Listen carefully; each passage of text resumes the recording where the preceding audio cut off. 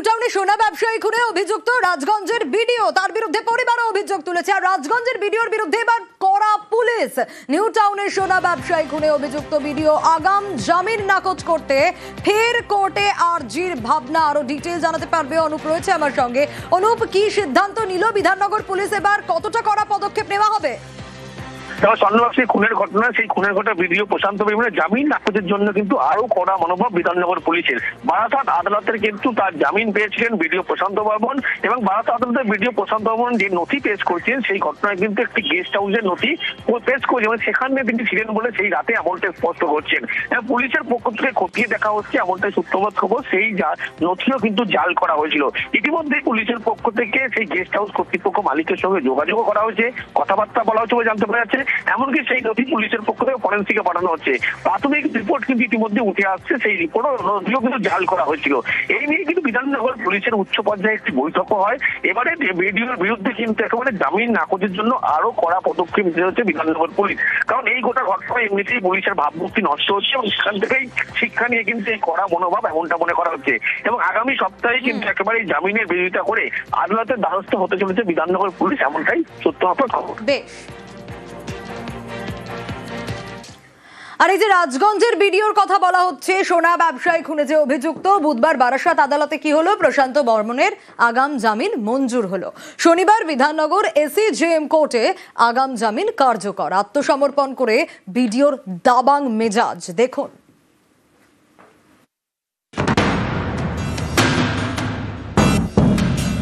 New টাউনের Jatragachhi 30 October এখান থেকেই সোনা ব্যবসায়ী স্বপন কামিল্লার দেহ উদ্ধার হয়। জলপাইগুড়ি রাজগঞ্জের বিডিওর বিরুদ্ধে খুনের অভিযোগ দায়ের করে নিহতের পরিবার। 11ই নভেম্বর বারাসাত জেলা আদালতে আগাম জামিনের আবেদন জানান বিডিও প্রশান্ত বর্মন। 26শে নভেম্বর আগাম জামিন মঞ্জুরও হয়। শনিবার জামিন কার্যকর করাতে বিধাননগরে হাজির হন বিডিও। বিধাননগরের অতিরিক্ত মুখ্য বিচার বিভাগীয় ম্যাজিস্ট্রেটের আদালতে আত্মসমর্পণ। 25,000 টাকার 2টি সিকিউরিটি বন্ডে জামিন কার্যকর হয়। জামিন কার্যকর হওয়ার পরেই বিডিওর দাবাং মেজাজ। বিচারিদের বিষয় নিয়ে কিছু আমাকে যেতে দিন না ভাই। না না, আপনারা কি আমাকে গ্রেফতার করে রেখে দেবেন নাকি? আপনারা বিচারিদের বিষয় নিয়ে আমি কিছু বলবো না বলছি। এদিন সংবাদ মাধ্যমকেও নিশানা করেন রাজগঞ্জের বিডিও প্রশান্ত বর্মন। সংবাদ মাধ্যমকে বলছি, বিচারকের ভূমিকা পালন করবেন না, বেশি টিআরপি বাড়াতে যেও না ভাই। সোনা ব্যবসায়ী খুনে অভিযুক্ত বিডিও। বুধবার বারাসাত জেলা আদালতে পুলিশের তরফে একাধিক তথ্য প্রমাণ পেশ করা হয়, কিন্তু কোনো কিছুতেই কাজ হয়নি। জামিন পেয়ে যান বিডিও। আদালত কক্ষে কেঁদে ফেলেন নিহত সোনা ব্যবসায়ীর স্ত্রী। আদালত চত্বরেও তার কান্না।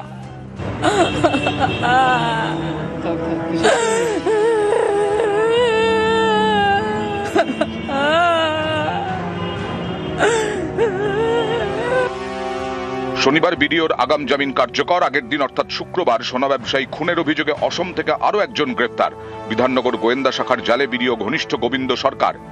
সোনা ব্যবসায়ী খুনের তদন্তে একের পর এক ধরপাকড় চলছে। পুলিশের দাবি ধৃতেরা বিডিওর বিরুদ্ধে মুখ খুলেছেন।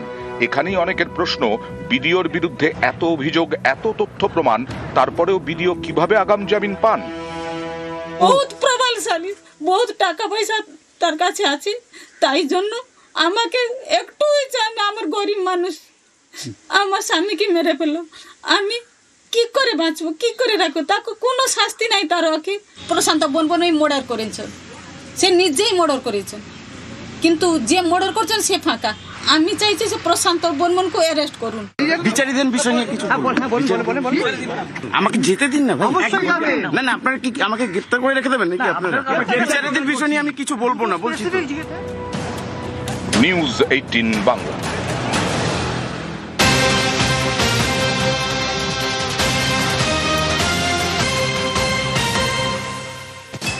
আর কলকাতায় অপহরণ, শ্লীলতাহানিতে জালে এক। প্রগতি ময়দান থানা এলাকায় যে ঘটনা ঘটেছিল, আম্বেদকর ব্রিজের সামনে থেকে অপহরণের অভিযোগ ছিল, জোর করে গাড়িতে তোলার অভিযোগ ছিল। আরো বিস্তারিত এই বিষয়ে জানাতে পারবে অমিত, রয়েছে আমার সঙ্গে। অমিত, শুক্রবার রাতে একজন তরুণীকে প্রগতি ময়দান থানা এলাকার আম্বেদকর ব্রিজের কাছ থেকে জোর করে গাড়িতে তুলে অপহরণ করে এবং গাড়িতে তোলার পর তার যে পরিচিত যুবক সেই গাড়িতে ছিল সে তাকে সেই তরুণীকে জোর করে মাদক মিশ্রিত কোনো পানীয় খাইয়ে মলেস্টেশন বা শ্লীলতাহানি করেছে এর অভিযোগ প্রগতি ময়দান থানায় দায়ের হয়েছিল। পুলিশ তাকে উদ্ধার করেছিল রাস্তাতেই, তার মলেস্টেশন করার পর বা শ্লীলতাহানি করার পর তাকে রাস্তায় ফেলে দেওয়া হয় এমনটা কিন্তু অভিযোগ। সেই ঘটনায় 24 ঘন্টার মধ্যেই ওই তরুণীর পরিচিত যুবক মোহাম্মদ আলতাফ আলমকে গ্রেপ্তার করলো। গার্ডেন ব্রিজের বাসিন্দায় আলতাফ আলমকে গ্রেপ্তার করা হয়েছে মেটিয়াপুর এলাকা থেকে এবং তাকে আজকে আলিপুর আদালতে পেশ করা হবে। আলতাফের সঙ্গে আর দুজন সঙ্গী ছিল, তাদের ইতিমধ্যে খোঁজ করা হচ্ছে, কারণ এই তরুণী যে তিনি যেটা জানিয়েছিলেন বা অভিযোগে যেটা জানিয়েছিলেন মোহাম্মদ আলতাফ আলম তার পরিচিত যুবক এবং তার সাথে আরো দুজন গাড়িতে ছিলেন আলতাফের বন্ধু, তাদের খোঁজ ইতিমধ্যে করা হচ্ছে। এখনো বাকি দুজনের খোঁজ চালাচ্ছে পুলিশ।